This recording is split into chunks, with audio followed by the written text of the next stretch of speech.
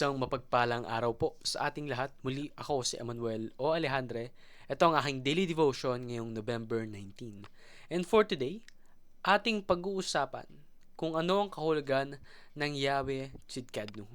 Now, this is another continuation of our series that explains yung mga pagkakakilanlan sa ating Panginoon, the names of God, no? Yung kanyang mga palayaw, yung kanyang mga pangalan na kanya-kanya, merong kanya-kanyang kahulugan. And yung Yahweh Tsidkenu, it means the Lord our righteousness. Now, sa prophecy ni Jeremiah, sabi nga rito, Jeremiah chapter 23 verse 6, in his days, Judah will be saved and Israel will live in safety. This is the name by which he will be called, the Lord our righteous Savior. Yahweh Tsidkenu. Now, sino nga ba yung sinasabi rito, no? Na Yahweh Tsidkenu? Well, base sa prophecy ni Jeremiah, God promises a righteous branch na kung saan hindi ito katulad ng kahit anong hari na naghari dati sa Judah. Kasi yung mga naghari dati sa Judah, mga corrupt. Etong righteous branch na to, sinless, truly righteous, tunay na perfectly sumunod sa mga kautusan ng Panginoon. And that is Jesus Christ. Si Jesus Christ ay nabuhay nang walang kasalanan. Ngunit siya'y pinarusahan para sa kasalanan ng sangkatauhan.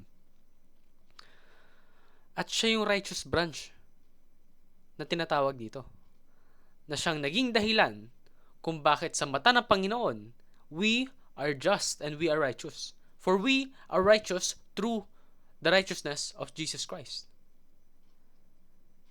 Hindi po ito dahil sa ating sarili. Hindi naman po tayo righteous, no? Lahat ng mga tao ay makasalanan. Ngunit, sa paningin ng Panginoon, we become righteous through Jesus. For we have faith in Christ Jesus and His death and His sacrifice in the cross. Dahil po doon, tayo naliligtas. Let us remember, the nation of Israel was ruled by corrupt leaders. At sa lahat ng corrupt leaders na yon, walang maaaring maghari na makakaligtas sa mga tao. Dahil yung leaders mismo ay corrupt. But the righteous Messiah, Jesus Christ, is God's only solution, na siyang naging dahilan para tayo ay ma-purify, so that we will no longer be condemned. Tatandaan po natin, the world is God's house. Gawa ng Panginoon yung mundo. Pagmamayari niya to.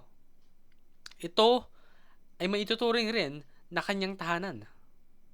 Therefore, kung yung mundo natin ay pagmamayari ng Panginoon, hindi lamang ba justifiable na yung mga patakaran sa bahay niya, sa mundo, na kanyang ginawa, ay rules niya rin. Hindi ba? The world is God's house with His own rules. Therefore, we should follow these rules. Pero paano natin mafa-follow yung rules na yon kung yung mga rulers natin mismo, yung corrupt, yung mga hindi sumusunod? How can we follow the rules that God has given us if those that rule us, that rule over us, yung mga politicians, yung mga people with power, sila mismo yung hindi marunong sumunod sa utos ng Panginoon? But glory to God, for He has given His one and only Son to be the to be the King of Kings, para pagharian lahat ng nandito sa mundo. At sa pamamagitan ng paghahari ng ating Panginoong Hesukristo, we will follow the rules of God's kingdom. So proclaim Jesus as God's only solution to corruption. Walang taong makagamot ng corruption. For corruption only changes with the change of heart. Sa puso, sa pagbabago ng puso, dun lamang nagiging posible yung repentance. At yung repentance, yung kailangan para mawala yung corruption. At kapag walang repentance, that corruption, nandyan pa rin yan. In fact, kung walang repentance, yung corruption na yan, it will continue to grow. But thank the Lord once again. Dahil kay Jesus Christ, pinakita niya yung nararapat nating gawin para takasan yung corruption na yan. And that is to follow God's rules. Know God's word. And take it to heart. And apply it within our lives. So preach repentance and the gospel of the kingdom. For in these things, nakalagay kung paano natin malalabanan yung korupsyon. Pursue God's kingdom and His righteousness. Let us be Christ-like. Let us be people that are worthy to live in the kingdom of God. And let us pursue serving Jesus and having faith with Him our entire lives. Yun naman po ang aking daily devotion. Hopefully, marami kayong natutunan. And before we end, I would like you to bow down and feel the presence of the Lord for our short prayer. God, Yahweh Tzidkenu, our righteous Lord, we glorify and honor your name because you have given your one and only Son, Jesus Christ, to show us that we will be righteous through Him, not because of our own works, but because of our faith.